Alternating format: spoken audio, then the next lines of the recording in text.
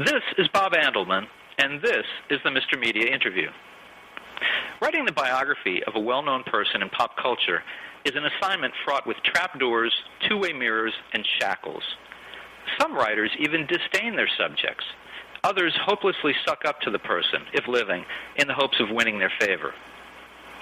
Journalists working in this genre, however, are usually after something more. They took on the life of an individual because they believe, through professional research and interviews, that they can add more color or depth to what's known about the figure's public and private lives. Today's Mr. Media guest, Larry Ratso Sloman, has trod the path of biography and ghostwritten autobiography a number of times in his career. He wrote Steal This Dream about the life of 60s dissident Abbie Hoffman. He helped Howard Stern pen his life story in two memorable books, Private Parts and Miss America. When Anthony Kiedis of the Red Hot Chili Peppers needed someone to help tell his story, Kiedis turned to Sloman. The book many people remember Sloman best for, however, may well be his chronicle of Bob Dylan's remarkable 1975 Rolling Thunder Revue concert tour, On the Road with Bob Dylan. That is also where he earned his unusual nickname, which I'm told he wears with pride, like a badge of courage. Sloman's latest book, written with William Kalush, is Houdini, the making of America's first superhero. Larry, welcome to Mr. Media. Nice to be here. Thank you. Larry, Houdini is a fast read, thanks to the focus on storytelling and the wealth of incredible detail that you and your partner uncovered about the magician and the man. Can you tell us a little bit about how the book came about and the style in which it's written? Right. Well, it's interesting because I first got interested in magic when I co-authored or ghost-wrote. I don't always know what to say, but with David Blaine, he was writing his memoir, Mysterious Stranger, and so I worked with David. And one of the first things, it was a hybrid book. That book was, part reminiscent about his various stunts of being encased in ice and being buried underground. It was also a part teaching you how to do some magical effects. And it was also a kind of history of magic. And for the history part, David said, well, you have to go work with Kalush because he produced all my shows and he's got the most amazing magic library in the world. So we spent a lot of time at Kalush's library. It's called the Conjuring Arts Research Center. And did all this research. And we did a chapter on Houdini in the David Blaine book. So that was my first exposure to reading about Houdini. I read all the extant biographies of Houdini at the time. And I remember sitting around with Kalush and saying, it's really strange. I mean, there's all these gaps in Houdini's story, and he makes strange career choices. I think there's more to this than meets the eye. And Kalush says, yeah, I agree. And the more we looked into it, the more we've said, there really, I think, is time to take a fresh look at Houdini. And that's the genesis of the Secret Life of Houdini. And what about the storytelling? What I really like about the book is that every page is almost a separate anecdote in some ways. In that you're always storytelling. You're not just saying, well, when he did this, and it's not so much analysis, which some people expect in biography, but it's storytelling, which is what I expect. Right. And I really like that. Well, I mean. It sounds funny, but we kind of wanted to write this book almost. Well, is that going to be a problem? It's okay. I can pause. Okay, somebody's facts, probably some worthless facts. I could start again if there's. Let's get. Okay. It's funny the way we wrote this book. It's in a way we almost wanted to do a celebrity biography of Houdini, akin to the ones I had written with Howard Stern and people like that. We wanted it to be accessible. We wanted it to be anecdote-driven. I mean, there was a professor at NYU, Silverman, had done an exhaustive biography, which kind of, laid out, a lot of the facts, but it really didn't the story wasn't driven by these anecdotes, and to us, I mean, that seemed the best way to capture Houdini, and I mean, he's such an incredibly complex guy. And you did a tremendous amount of research in terms of organizing stuff that was arcane and seemingly unconnected. Well, thanks to what we lovingly called Ask Alex. It was based on Ask Alexander. It was based on Alexander the Mentalist. And what we did is we created a huge, huge database. We scanned in every known Houdini book, all the magazines, magic magazines that Kalush had in his collection. We scanned in all the letters, we scanned in all the scrapbooks, and made them text searchable. So, I mean, the book could have taken 25 years to write if we weren't able to really have that instant access. Because, this research project, was over 2 years. So, at the beginning of research, you may come across a name. A year and a half later, you may come across that name again and say, wow, does this guy have something maybe, Well, we just put the name into the database, and boom, in 5 seconds, we had every hit on that name. So it was just a tremendous expedient. I think it's really the first, Houdini biography of the digital age that, and that's what we were able to, kind of collate all this, incredibly diverse material. Now, a lot of writers, and Doris Kearns Goodwin comes to mind, has been in trouble the last couple of years with issues of plagiarism. I'm not saying that you did this, but my question is, when you scan in material like that, how do you avoid that? I mean, like Doris's comment was, well, it was inadvertent that I used material from another source, but when you go to this digital type of system and you scan in all this stuff, it would seem like the situation is ripe for that kind of... I mean, you have to know, and basically, the book is full of citations. I mean, we use very liberally use Houdini's own writings. Mm-hmm. We use letters that he'd written. So I don't think the problem so much is plagiarizing anything, because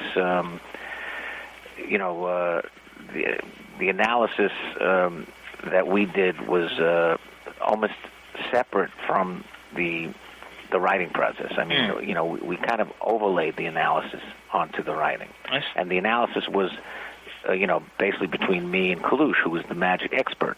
So, if there was a question of, how Houdini did something, and we wanted to reveal that. And a lot of times we didn't reveal that, obviously. But there were times where we did reveal some of his methods, and that was kind of overlaid after the kind of main narrative had been written already. Will the way that you use technology to research this biography affect the way you do it in the future? Absolutely. I mean, I think there's no other way to do it. It's just like... It's so overwhelming to have that amount of material, but when you have it in a way that's manageable, and that literally you can do searches in microseconds, and it's not just our database, but we also used all the major newspaper now have their entire archives and database. We were able to find out a lot about Wilkie, who was the head of the Secret Service, who nobody really knew anything about, but we were able to find out his connections to the world of magic through some of this, an article in the Washington Post, in 1908, because of this new technology. So it's certainly, an incredible boon. I mean, I'm sure we would never been able to find those articles if not for that. I think one of the most controversial revelations in the book is the Houdini as spy. Well, it's funny. Yeah, it was controversial at first, and then when the magic world is very insular, so a lot of these guys are saying, "Well, we don't know about this, so therefore it can't be true." But when you get a guy like the former head of the CIA, John McLaughlin, who reads the book and says, yeah, I'll write that introduction to your book, and says in the introduction, yes, this is absolutely plausible to me. So, I don't think you could have anybody better vouching for your theory than the former head of the CIA. Oh, absolutely. Well, it's a great read. I hope it's doing well, and I hope more people will read it. Well, it's doing well, and in fact, the latest wave of unbelievable press and attention has been the whole exhumation thing, and that was based on our research, and it was one of these serendipitous things. I mean, 2 years ago, I attended the annual Houdini seance that Sid Radner, a Houdini scholar and collector, puts on every year. And that year it was in Las Vegas because he was also auctioning off a lot of Houdini material. And at the seance, there was the great-granddaughter of Marjorie, the world's most famous medium at the time, who was Houdini's adversary at the last years of his life. And so I approached her. It turns out she lives in Long Island, not too far from where I have a weekend place. So I said, could I come and interview you? So figuring that there may be some great family anecdotes about Marjorie and Houdini. And she said, sure. And I go to visit her and her husband, and they make me a nice dinner, and we have a great interview. And at the end of the interview, I said, now, you wouldn't happen to have, like, some letters, or any kind of documents laying around? She said, oh, yeah, come on. And she takes me into a spare bedroom, and she opens up the closet door, and it's filled with, the entire closet is filled with boxes and boxes of correspondence, including correspondence with Arthur Conan Doyle, Sir Oliver Lodge, all the leading luminaries of the spiritualist movement. It's got over 30 scrapbooks of Marjorie that were amassed by her husband, and that was nobody had seen this material for 80 years except for her and her mother. And it was, my jaw dropped, and I wound up spending the next 2 weeks over there every day. She was such a doll. She even helped me carry the material to the local store to Xerox it. And those thousands of pages were then put into the Alexander, made text searchable.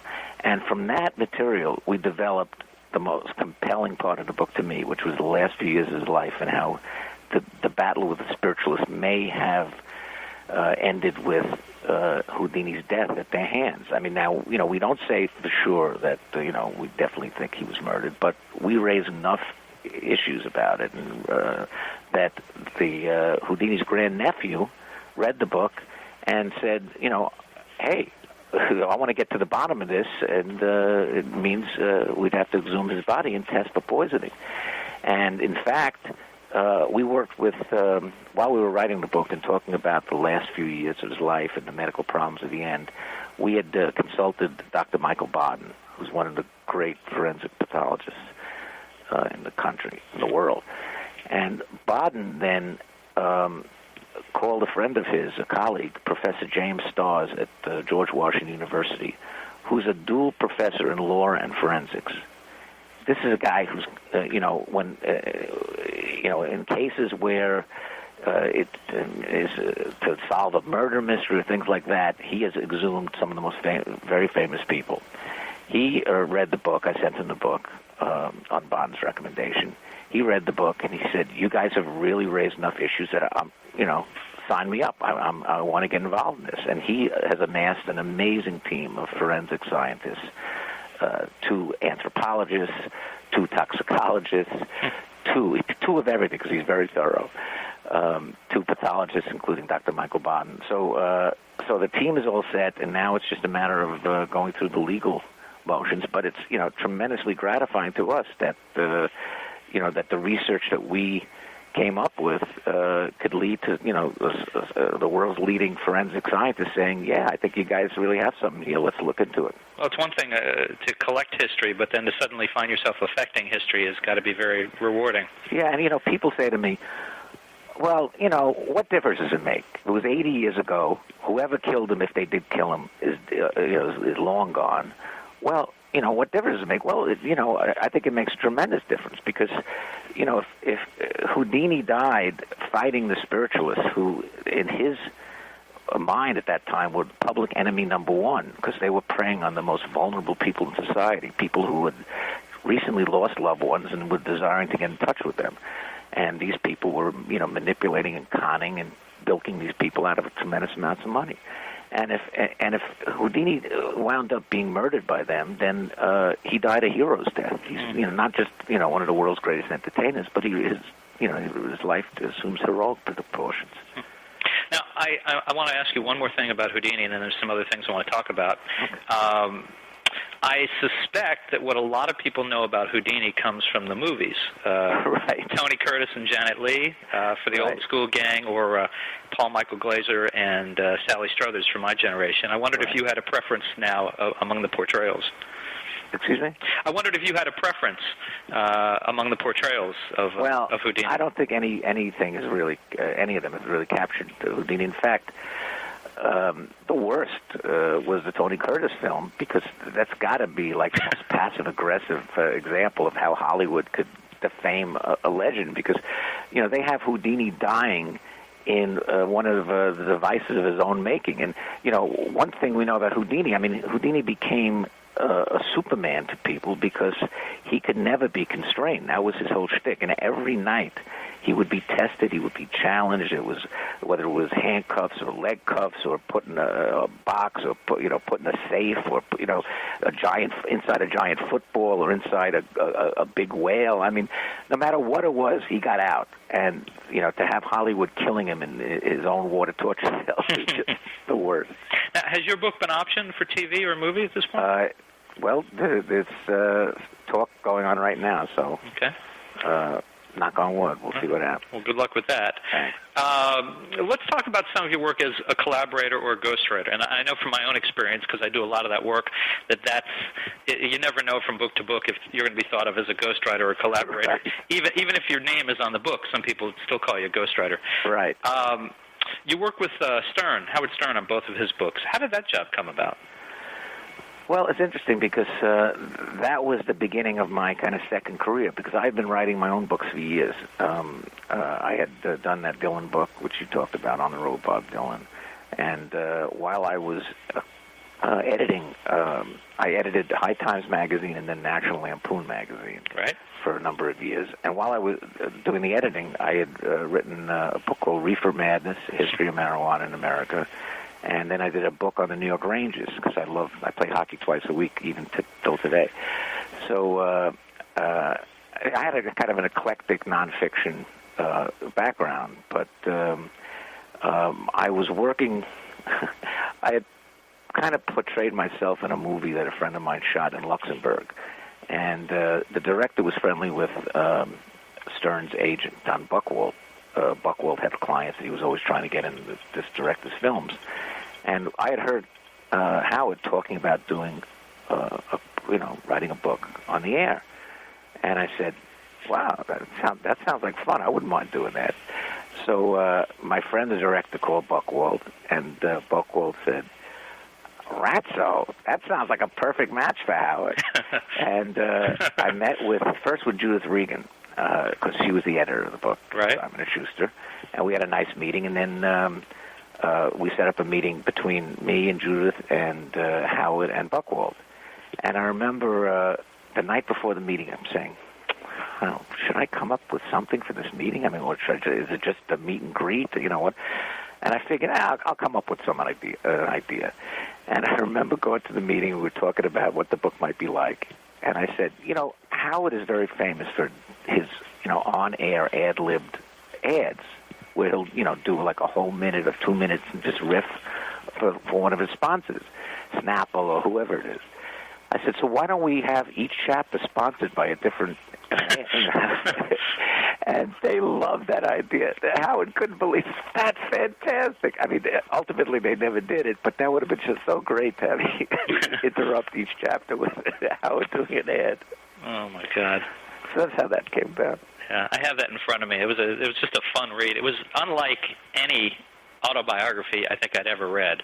Right. Well, See, again, there, talk about being a ghostwriter. I became the most famous ghostwriter in history because, my name's not on the front cover. Right. But your picture's in there.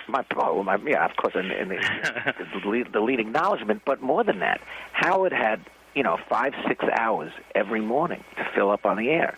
So what does he talk about? He talks about his life. So he talks about working with Ratso.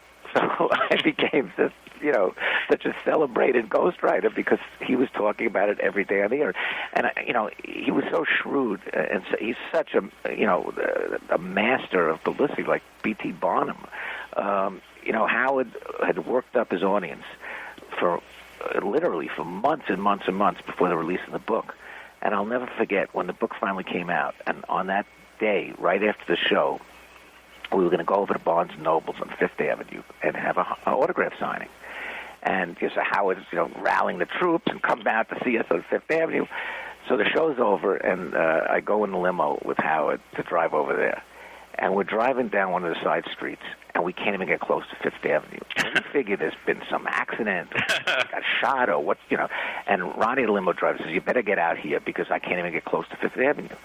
We get out, and we see Fifth Avenue has been closed down because 35,000 people in front of Barnes & Noble. I mean, it was like, I felt like Murray Decay, like the fifth Beatle. One of the greatest experiences of my life. Oh, my God. And I'm guessing that the store did not have that many copies of the book on hand. If you guys were surprised by the turnout. They were reaching out to every other store in the area. I know Howard wound up staying there till 6 in the afternoon. Wow. And he signed every book. So it was just, phenomenal. That's that book. That was quite a story. And when you have that kind of outlet to promote something, and of course the movie then followed, and the same reaction. Right. And he was a joy to work with. Howard was. He makes what he does look so easy, but I know how much preparation goes into his radio show. I mean, the guy was just a tremendous Jewish workaholic, and so it was like two Jewish workaholics in the same room. We would I'd go out to his house after he got off the air, so we'd get out there maybe around 11 o'clock, and we'd start working, and sometimes it would be like 7 o'clock at night, and Howard would look at me and says, "Are you hungry? You want to keep going?" And I'd say, "All right, let's eat something." And he was always into, these weird diets, and he was measuring out how many almonds he could have, and he would put out food like, salads, and I would say, "Howard, feed me. I got to eat." But we had a great time doing it. Now, you were around on his last day on terrestrial radio, so right. You've obviously maintained that relationship. Yeah. Will he ever write another book? Well, actually, it's funny because one of the last times I saw him a couple of weeks ago, he had talked to me. He said, I really want to write another book, and I don't think now is the right time, but when it is, I'm going to have a lot to say. I'm sure we can look forward to that. Now, let me ask you this. As you look back on all the biographies and the ghostwritten autobiographies, the collaborations that you've done, is there any book that you wish you hadn't written? And I'm wondering this because of one particular title, and you kind of alluded to it earlier, Thin Ice, A Season in Hell with the New York Rangers. Well, no, I mean, that was just, kind of, taking a literary reference and, putting Rambo into a book about hockey. But, no, that was actually a terrifically enjoyable book to do. And, okay. I love hockey. In fact, I'm, going to every one of the Ranger playoffs games, starting this week. I went last week. It turned out not to be the greatest season because, they didn't do well that season, but I had tremendous access to the guys. And it was very fulfilling to write the book and to be recognized. There's a book out, I think, called The Five Best of Hockey or whatever, and they have the 5 best slap shots, the 5 best whatever. Mm-hmm. And one of them was the 5 best books ever written about hockey, and they included Thin Ice, which was gratifying to me. So, if anything, to answer your question, I would say I don't wish I didn't write it, but probably the most tedious experience was the Abbie Hoffman book. Really? And that's because it was And don't get me wrong. I mean, Abbie was a hero to me. I mean, growing up, he was the kind of Jewish warrior role model for me, and I was, very young and, escaping Queens to go to the East Village for the Summer of Love. And the first time I met Abbie, I was hanging out at the East Village Other, which was the underground newspaper in the East Village. Mm-hmm. And this kind of wild guy comes in with a crazy electric hair, Jewish afro, and he says, come with us, cover this. And we're going to the stock market, and the yippies are throwing money onto the floor of the stock exchange. And one of the greatest guerrilla actions of all time. So, I mean, it was I loved hanging out with Abbie, and, we remained friendly over the years. And my friend Kinky Friedman even harbored Abbie when he went underground, and he stayed at Kinky's Ranch in Texas. But doing the book was unpleasant. And one of the reasons was because I did the oral biography form, which means it's just, as you know, and I tried to make it as seamless as possible, just going from interview to interview without any kind of narrative thread. It's a challenge. It wound up taking about 9 years to do because, people's agendas aren't yours, so you always have to be tracking down. And then you always have to track down this person, and this person lead to 10 more people. And then if you're a completist, I got to interview 100 more people, and so it just never ends. And also there was all this kind of animosity going on, and you could see why the left never succeeded in anything, because they're always devouring themselves, they're always fighting over turf, and it was like, how could you write this book about Abbie, because his wife is writing a book and his brother's writing, it was just insanity, the whole thing. Well, we before we run out of time, we have to talk about Bob Dylan, of course. What is your fondest memory of the Rolling Thunder Review? Well, it's hard to pinpoint one memory because, basically it was Dylan going back to his roots, surrounding himself so that the burden of superstardom wasn't just on him, but, making it into like an old-timey review and having Rambling Jack Elliott with him and Joan Baez. And then in every town we went to, whoever was in town, whether it was in Toronto, Gordon Lightfoot, Montreal, Leonard Cohen, in Connecticut, Joni Mitchell showed up. She wound up staying for the next 3 weeks. I mean, it was just a magical kind of caravan of just, wonderful creative people. And I think the greatest thing on the tour was when I had a fight with, I was covering for Rolling Stone magazine. And then I had a fight with my editors there because they were, interested in how much the tour was grossing, and they were interested in, that kind of stuff. And I was much more interested in describing this cultural phenomena. So I wound up quitting Rolling Stone in the middle and leaving the rental car in Vermont somewhere, and just staying on with the tour. And I had asked Dylan, I said, look, this has to be documented. Let me write my song.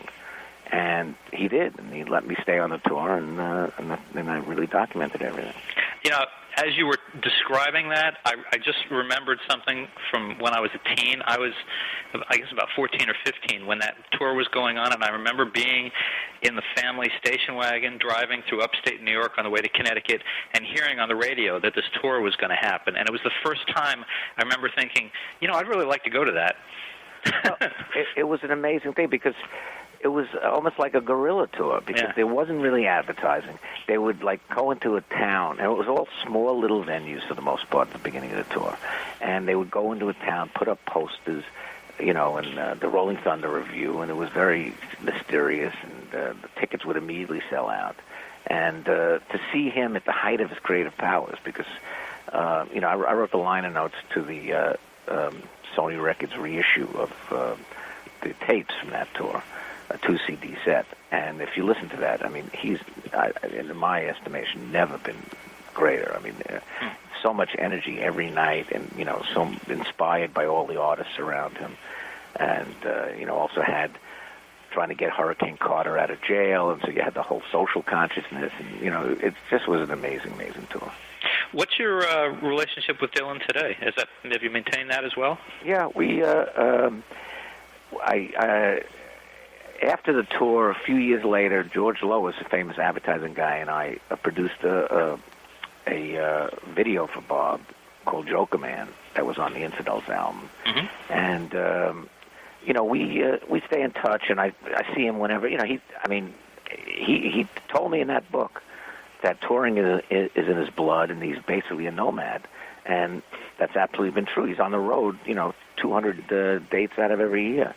So whenever he comes to New York, I go to see the show and go backstage, and he's a tremendous inspiration. I mean, just to keep going, and his last 3 albums have been amazing. So to have that kind of, I don't like to use media terms like comeback because he never went anywhere. But to have the attention focused on him again for his tremendous creativity and his contributions is very gratifying.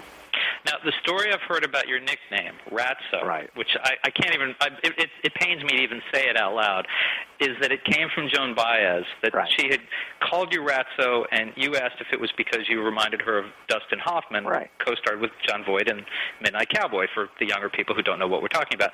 If that's correct so far, could you kind of finish the story from there? Yeah, well, it was during the tour, mm-hmm. and you know how on a tour you get a little grubby and you don't shave.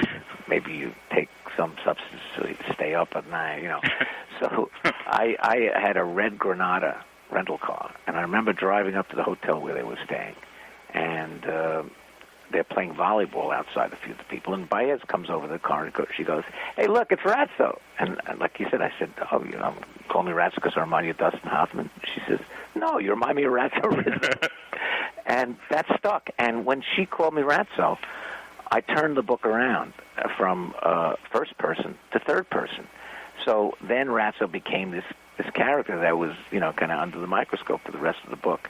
And it was it was an interesting trip because, Dylan had invited me on the tour, and then he had this layer of management and road managers whose job was to keep the press away from him. And it was funny because I knew all the people in his band. I hung out in that scene.